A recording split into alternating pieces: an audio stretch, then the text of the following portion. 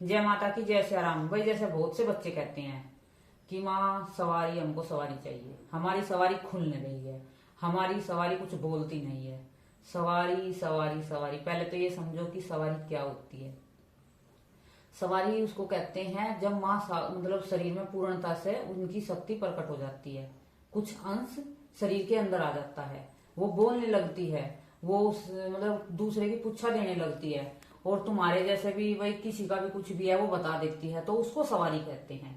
और जैसे बहुत से बच्चे क्या करते हैं, थोड़ा सा जब तप किया तो उनको थोड़ा सा मतलब लगा तरंगे, बहुत सी कम तरंगे उनके शरीर पे आ गई, तो उन्हें लगा कि सवारी आ गई है। सवारी नहीं होती है बेटा, वो तरंग होती है माता रानी की। पहले वो तुमको छूती है, देखती है कि बच्चे में कितनी मतलब क्षमता है, कितनी सहन शक्ति है, बच्चा मुझे कितना तक कहाँ तक सह सकता है।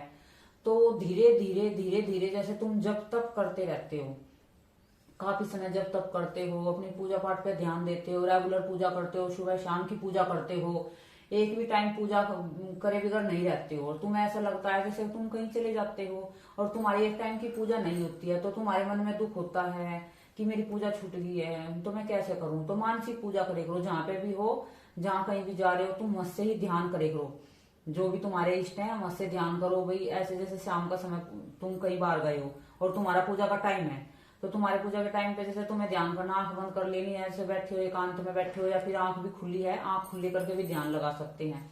तो उसमें तुम्हें ध्यान करना भी, जैसे हम पूजा कर रहे हैं, जैसे हम भोग लगा रहे हैं, जैसे मतलब सब चीज तुम्हें विधि विधान मानसिक कर लेनी है। वो तुम्हें इतना ही फल देने वाली है, मानसिक तुम्हें और डबल फल देती है। जो तुम मंदिर में बैठ कर करते हो ना, उससे भी ज्यादा तुम्हें मानसिक पूजा करने से फल मिलता है। तो जैसे सवारी को पहले तो समझो कि सवारी क्या होती है और सवारी किसको कहते हैं।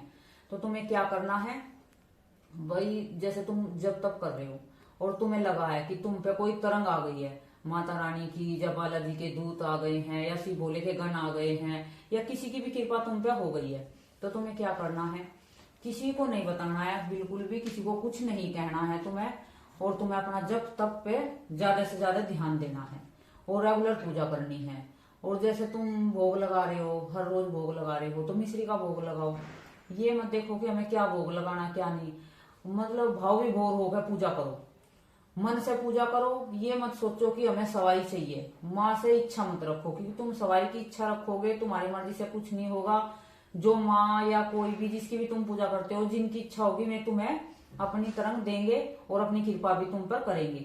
लेकिन वे बच्चे का भाव, बच्चे का प्रेम देखते हैं, वे ना तो बच्चे के भोग देखते हैं, ना बच्चे का मतलब कुछ भी नहीं देखते हैं। बस बच्चे उन्हें प्यार के वसीभूत होते हैं भगवान हमारे, चाहे कोई भी हो, माँ हो या कोई भी हो। जब तुम प्रेम के वसीभूत होकर पूजा करोगे ना, तो एक दिन ऐसा आएगा कि तुम सोच नहीं सकते हो कि तुम्हें क्या मिल जाएगा क्या नहीं। क्योंकि देखो, मांगते रहते हो तुम परेशान कि माँ हमें सवारी चाहिए, माँ हमें सवारी चाहिए। बालाजी को कहते हो कि बाबा हमें दूध चाहिए, बाबा हमें आपके दूध चाहिए। तो उससे क्या होता है, उससे ना भगवान ये देखते हैं कि बच्चा तो भाई जिद पैदा हुआ है, तुम्हें वो सवारी मिल भी जाएगी तो तुम्हारे कार्य अच्छे से नहीं करेगी, क्योंकि तुमने जिद करके जो ली है सवारी, तो उसे तुम्हें अपने आप ही चलाना होगा, अपने आप ही देखना होगा, अपने आप ही जैसे कुछ भी है तुम्हें अपने आप संभालना होगा। और जो सवारी खुद से आती है, अपने आप पर्सन होकर आती है, तो वो क्या करती है, धीरे धीरे धीरे धीरे तुम्हारे पे सवारी मतलब तरंगे आई है पहले, फिर माँ का आशीर्वाद, पहले आशीर्वाद बना है, फिर तरंगे रूप में आई है माँ, तो फिर धीरे धीरे तुम पे वो तुम्हारी जैसे भी अनुभव बढ़ने लगे हैं। तुम जब तक कर रहे हो तुम्हें बहुत से मतलब पूजा करते समय अनुभव होते हैं। तुम्हें किसी का भी आंख बंद करते हो सपने दिखते हैं, अच्छे अच्छे सपने में किसी का भी कुछ भी दिख जाएगा, आस पड़ोस का, रिश्तेदार का कुछ भी तुम्हें उनकी अनहोनी होगी तो वो दिख जाएगी। जब माँ की कृपा होने लगेगी, या मतलब बालाजी महाराज की, किसी की भी मतलब समझ लो जिसकी तुम इष्ट की अपनी पूजा करते हो, तो वो तुम पे धीरे धीरे प्रसन्न होने लगेगा और तुम पे अपनी कृपा करने लगेंगे, और तुम्हें धीरे धीरे धीरे धीरे अनुभव होने लगेंगे। तो तुम्हें उसे किसी को बताना नहीं है, अपने मतलब पूजा पाठ में लगे रहना है। किसी का भी दिख रहा है तुझे, किसी का पड़ोस का दिख गया तुम्हें कि वे उनके दही पितर बंधे हुए हैं, ऐसा होता है कई बार, दिख जाते हैं। जब बच्चे पूजा पाठ करते रहते हैं ना रेगुलर, और माँ से मतलब प्रेम के वशीभूत होकर माँ के चरणों में अपना पूरा समर्पण कर देते हैं, तो उस टाइम क्या होता है कि माँ जैसे तुम पे प्रसन्न हो जाती है। तो तुम्हें धीरे धीरे जैसे सपने में तुम सो रहे हो तो तुम्हें पड़ोसियों का दिखेगा उसके पितर बंधे हुए हैं, वे पितर बंधे हुए हैं लेकिन तुम्हें दिख रहे हैं, लेकिन तुम्हें बताना नहीं है कि भी तुम्हारे पितर बंधे हुए, मुझे ऐसे ऐसे दिखा है, ऐसा है ना, फिर अनुभव बंद हो जाते हैं, दिखते नहीं है, फिर बच्चे परेशान हो जाते हैं। हमारी तो सवारी आ रही थी, हमारी सवारी किसी ने बांध ली है। वो सवारी कोई बांधता नहीं है, बहुत सी गलती अपनी होती है। अनुभव एक तो पहले में जो अनुभव हो रहे हैं किसी को मत बताओ। उन्हें जितने से जितने तुम जाप करोगे वे तुम्हारे क्लियर होने लगेंगे। तुम आंख बंद करोगे ना, तुम पूजा कर रहे हो, तुम्हें ये ऐसे दिखेगा जैसे टीवी में दिख रहा हो, बिल्कुल तुम्हें ऐसे दिखने लगेगा धीरे धीरे। और जैसे कहते हैं बहुत से बच्चे कि हमें दिव्य दृष्टि खोलनी है। दिव्य दृष्टि का क्या राज होता है? देखो, जैसे बहुत से बच्चे हैं, पहले उनके संकट था तो उनको क्या था, भूत प्रेत दिख रहे थे, साथ साथ दिख रहे थे भूत प्रेत। जैसे भी कहते हैं कि हमारे गले पे ऐसा किसी ने गला दबा दिया और हमको दबाव पड़ रहा है, तो उससे क्या होता है, वो उनको दिख रहा है, कोई ऐसी मतलब काली परछाई है या कुछ साफ साफ भी दिख रही है। तो वो दिख रही है तो तुम्हें ऐसा लगेगा जैसे हमारे पास कोई बैठा, कोई जैसे एक्सीडेंट में मर गया पड़ोस में कहीं, तो वो तुम्हें जैसे दिखेगा तो तुम्हारे ऐसे गला दबाओगा या तुम्हारी छाती पे बैठेगा, तुम मतलब चिल्लाओगे नींद में तो तुम्हारी आवाज नहीं निकलेगी। तो तुम्हें दिख रहा है ना भूत प्रेत, जो तुम्हें भूत प्रेत दिख रहे हैं, तो तुम्हारी दिव्य दृष्टि पहले ही खुली हुई है, पहले से ही खुली हुई है। फिर तुम्हें क्या होगा, जैसे तुम धीरे धीरे पूजा पाठ करोगे, और पूजा पाठ में किसी के तुमने गुरु बना लिया है, या कोई जैसे तुम दरबार से जुड़ गए हो, तो वहां पे तुम्हें 11 दिन की साधना दी जाती है, तो वहां पे तुम पूजा पाठ कर रहे हो, तुमने जी जान से मेहनत करी, 11 दिन तक इतनी पूजा पाठ करी, इतनी पूजा पाठ करी जिसका कोई मतलब अंदाजा नहीं लगा सकता। तुमने दिन रात, तुम्हारा इतना भक्ति में तुम इतने मगन हो गए हो कि जिसे मतलब कुछ जिसको हम मुंह से बयान नहीं कर सकते। तो उस पर क्या होता है, वे भूत प्रेत नेगेटिविटी है जो दूर हो जाती है और पॉजिटिविटी तुम्हारे ऊपर आ जाती है। जैसे तुम किसी का हाथ होता है सर पे, वैसे अपने आप पूजा करोगे ना, उससे इतना फायदा नहीं होगा। जैसे तुम किसी दरबार में गए हो, वहां से जुड़े हो और वहां से तुम्हें पूजा पाठ बताई गई है, क्योंकि वहां से तुम्हारे साथ अच्छी शक्ति चल पड़ती है, अच्छी शक्ति। जैसे तुम किसी दरबार में गए हो, वहां से जुड़े हो और वहां से तुम्हें पूजा पाठ बताई गई है, क्योंकि वहां से तुम्हारे साथ अच्छी शक्ति चल पड़ती है। अच्छी शक्ति, जैसे तुम दरबार जाते हो, हाजिरी लगाते हो, पहली हाजिरी में तो शक्ति देखती है कि बच्चा भाई मतलब ईमानदार है, बच्चा दरबार से जुड़ा रहेगा, तो तुम्हारे वहां से दरबार से है ना, जैसे किसी दरबार से जाओगे तो वहां से शक्ति तुम्हारी साथ चल पड़ेगी। फिर तुम दोबारा हाजिरी लगाते हो, फिर दोबारा और शक्ति, जैसे जितनी भी दरबार में शक्तियों में तुम्हारे घर पहुंच जाती है। फिर जितना भी तुम पूजा पाठ जब तब करते हो, तो वो तुम्हारे शरीर में रहने वाला होता है, तुम्हें वो हमेशा अच्छे अनुभव कराओगा, अच्छी मतलब पॉजिटिविटी तुम्हें महसूस होगी अपने साथ हमेशा। और उससे फिर क्या होगा, जैसे तुम्हें पहले तो भूत प्रेत के दर्शन होते थे, मतलब दिखते थे, फिर तुम्हें दिव्य दृष्टि तो तुम्हारी पहले ही खुली हुई है, तुम समझ नहीं पाते हो इसको। जिसको भूत प्रेत दिख रहे हैं ना, मतलब साथ साथ भूत प्रेत दिख रहे हैं, तो ये समझ लेना उनकी दिव्य दृष्टि खुली है, उन्हें कुछ करने की जरूरत नहीं है। फिर उन्हें भगवान के दर्शन भी खुले होने लगते हैं, बिल्कुल साफ साफ होने लगते हैं, क्योंकि दिव्य दृष्टि तो पहले ही खुली हुई थी।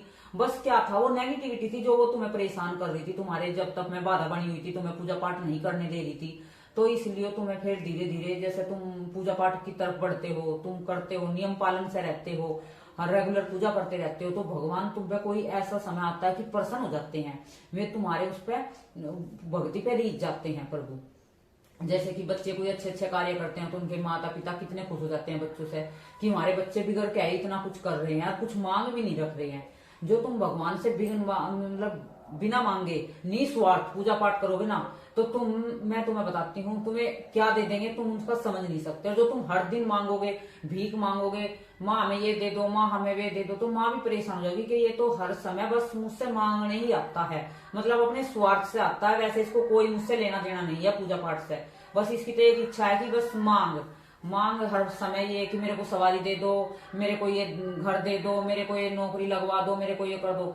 जब तुम भगवान को अपना समर्पण कर दोगे ना, तो भगवान तुम्हारा ख्याल रखेंगे। फिर तुम्हें कहने की जरूरत नहीं है कि हमें ये दे दो, हमें वो दे दो, फिर ये तुम्हारे कहने से पहले ही तुम्हारी इच्छा पूरी कर देंगे। देखो एक बात है, तुमने भगवान से कही है, अपने इष्ट से कही है कि कोई दिन है, वे तुमने कुछ मांगा है कि माँ आज मुझे मतलब कुछ भी है, तुम्हारी कहीं पे भी कुछ भी है, जैसे फसल है या कोई नौकरी जॉब है, कुछ भी है, तो मुझसे कहोगे कि मेरी 50,000 की नौकरी लग जाए, ठीक है, और लगनी थी लाख की, तो भगवान ने कही मेरा तो सस्ते में पीछा छूट रहा है, ये तो 50 की मांग रहा है, तो 50 की लग जाएगी, मिलनी थी तुम्हें लाख की।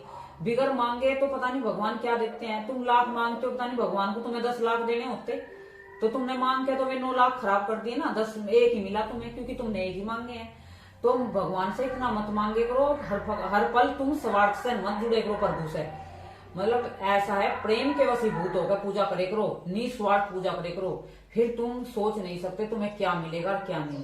मैं हकीकत कहती हूँ तुम है ना अंदाजा नहीं लगाओगे, पता नहीं माँ कितनी कृपा कर देगी तुम पे, कितने कितने माँ के साथ बालाजी महाराज हनुमान जी चलते हैं, वे तुम पे प्रसन्न हो जाएंगे। भैरव बाबा पीछे चलते हैं, वे प्रसन्न हो जाएंगे। और माँ के साथ जो दुर्गा माँ है, उनके साथ में काली माँ चलती है, वे भी तुम पे प्रसन्न हो जाएंगे। और भोले बाबा तो है ही माँ के साथ। तो देखो 5-5 शक्ति तुम्हें मतलब गिफ्ट में मिल रही है माँ दुर्गा की पूजा करने से, और बिगर मांगे मिल रही है। तुमने कुछ नहीं मांगा, तुम माँ दुर्गा की पूजा कर रहे हो निस्वार्थ, बस तुम्हारा प्रेम भाव है। तो माँ तो खुश होके आवेगी, ये 4 शक्ति तुम्हारे पीछे पीछे दौड़ी चली आवेगी। देखो, और जैसे भी तुम सवारी कहते हो, सवारी का एक मतलब समझो, तुम पे मतलब जब तक अपने जैसे तुम्हें कुछ है, तुम पूजा पाठ कर रहे हो, तुम्हें अनुभव होने शुरू हो गए हैं, तो किसी को मत बताओ, किसी दरबार में मत जाओ, ठीक है।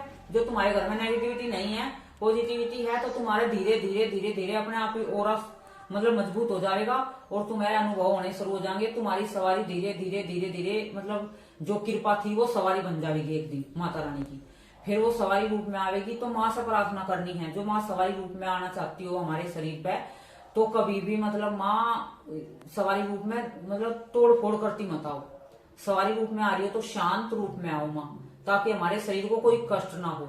बहुत से भगत हैं, देखो बहुत से भगत हैं कि सवारी लेना नहीं चाहते हैं शरीर पे। कारण क्या होता है कि सवारी नहीं लेना चाहते हैं? क्योंकि उनके सवारी आने के बाद उनका शरीर बिल्कुल टूट जाता है, इतना दर्द हो जाता है शरीर में, नाड़ जैसे गर्दन हिलाते हैं तो गर्दन उनकी दुखती है फिर, और उनको शरीर में मतलब इतनी पीड़ा होती है, उनका फिर घर का काम करने को भी मन नहीं करता है। और जैसे पुरुष हैं तो वे ड्यूटी पे जाते हैं, फिर उनका ड्यूटी पे जाने को मन नहीं करता, इतना शरीर थक जाता है। तो जहां तक हो सवारी को तो कम बुलाना चाहिए शरीर पे। माँ से बस कृपा करो, माँ आप हमारे साथ हैं, जो शक्ति रूप में तरंग रूप में हमारे शरीर पे आओ, सवारी रूप में मत आओ। क्योंकि सवारी आने से बहुत कष्ट होता है, बहुत पीड़ा होती है। और कोई बहुत से हैं जैसे मजाक भी करते हैं, कहीं जैसे जागरण में कीर्तन में कोई कहेगा कि भूत आ रहे हैं, कोई कहेगा प्रेत आ रहे हैं, और मतलब कोई हंसता है कि अरे भाई, क्योंकि इंसान है, इंसान में कभी भी कोई किसी को समझेगा नहीं। माँ कहती है सरस्वती में कि मैं आऊंगी, जब भी मैं आऊंगी स्त्री रूप में मतलब इंसान रूप में ही आऊंगी। कहती है ना कि मैं ये थोड़ा ना साथ साथ आऊंगी, शेर पे बैठ के आऊंगी या अष्टभुजा करके तुम्हें सामने दिखूंगी, ऐसे नहीं दिखेंगी। किसी के रूप में ही तो दिखेंगी भाई, किसी के अंदर तरंग रूप में आई है तो उन्हीं के रूप में दिखेंगी। लेकिन कलयुग में कोई समझेगा नहीं, सतयुग में नहीं समझा था, भगवान साक्षात श्री कृष्ण खड़े थे तो कोई मानते थे, दुर्योधन मानते थे कि ये भगवान है, नहीं मानते थे ना।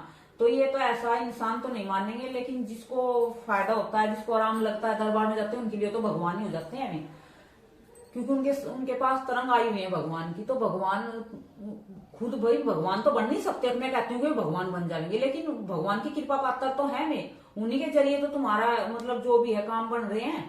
माध्यम तो वे ही है, दरबार वाले ही, करती तो माँ है, नाम हो जाता है दरबार का, है करते हो तुम कन्हैया, नाम मेरा हो रहा है, इसलिए तो माँ करती है, बालाजी करते हैं, और भक्तों का नाम कर देते हैं। क्या भगत क्या कुछ करने वाला है? वो तो इंसान है, तुम्हारे जैसा इंसान है, वो भी हाड़ मांस का पुतला है भाई, उसमें भी खून पानी तुम्हारे जैसे ही चलता है। लेकिन वो कष्ट, वो तप, वो जप करता है तो उस पर प्रभु एक दिन प्रसन्न हो जाते हैं और उसकी प्रभु के कृपा पात्र बन जाते हैं। तो फिर भगवान उनसे बातें करते हैं। जैसे तुम ध्यान करोगे, ध्यान करोगे, देखना तुम ध्यान में कभी कभी जब तुम ध्यान मगन हो जाओगे ना, तुम्हारा इतना ध्यान लगेगा कि तुम्हें ना जो भी तुम अंदर से बोल रहे हो ना कि माँ आज ये है, तो तुम्हें तुरंत जवाब मिलेगा मुझसे कि हाँ ये है। मतलब तुम्हें इतने मतलब अच्छे अच्छे अनुभव क्यों मत करा करो, ना दरबार में जाया करो। जैसे पहले पहले तुम्हें आ रही है मतलब अनुभव हो रहे हैं, अपनी चुपचाप भक्ति जब तक करते रहो। जब तक कितना करो, जैसे अमावस आती है, पूर्णिमा आती है, एकादशी होती है, जैसे भी कोई मतलब ग्रहण पड़ता है, उसमें तुम रात के समय जब क्या करो, तब उसको कहते हैं जैसे हम 1 घंटे बैठ गए, तुम्हारे शरीर को हमने तपा लिया है, 1 घंटे तप किया है। और जब उसको कहते हैं जो हम बोलते हैं मुंह से, मतलब मानसिक जप करते हैं, बोल के करते हैं, जैसा भी करते हैं, तो तब तो होगा हमारे शरीर का, जैसे हमने बैठे 1 घंटे हमने शरीर को तपा दिया है। और जब होगा जो हमने बोल के मतलब जप किया है। तो ये जब तक हम प्रभु को दो देते रहते हैं तो इससे हमारे प्रभु प्रसन्न होते रहते हैं, और हमारे एक दिन ऐसा आता है कि हमें जो भी हम नहीं चाहते वो हमें मिल जाता है।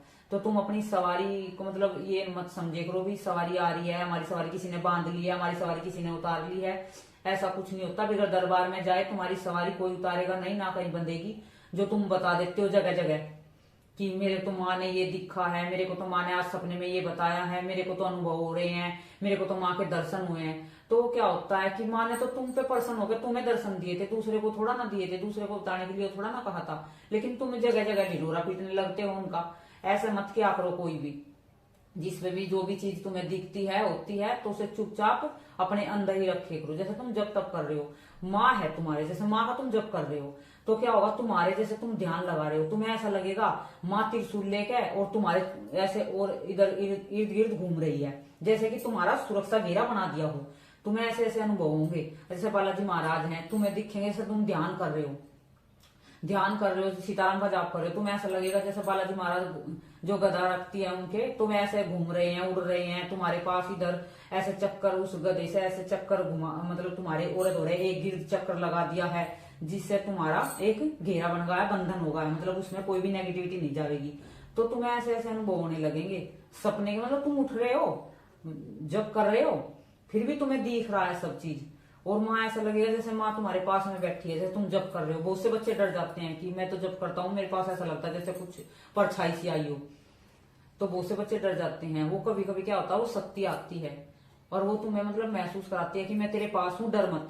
तो तुम डर जाते हो, फिर उस डर के कारण तुम्हारी वो जो है चली जाती है माता रानी, फिर तुम्हें इतना मतलब ये कहती है कि बच्चा तो डर गया, फिर भी दोबारा आती नहीं है। तो भैया सवारी को तुम समझे करो। सवारी सवारी सवारी तो जब होती है जब माँ की पूर्णता कृपा हो जाती है, जब वो खेल मतलब अच्छे से पूजा देने लगती है, उसको सवारी कहते हैं। जो सबके काम बनाने लगते हैं उसको सवारी कहते हैं। और जो ये तरंग होते हैं इनको सवारी नहीं कहते, इनको तरंग कहते हैं, कृपा कहते हैं माता रानी की। और तुम थोड़ा सा पूजा जब तब पे ध्यान दो और किसी को कुछ मत बताओ, ना किसी से तुम फालतू बात करो, ना रेगुलर पूजा कर लो बस तुम अपनी, और नियम पालन से रह लो। थोड़ा सा अपने खाने पीने पे संयम करो, गलत सलत चीजें मत खाओ।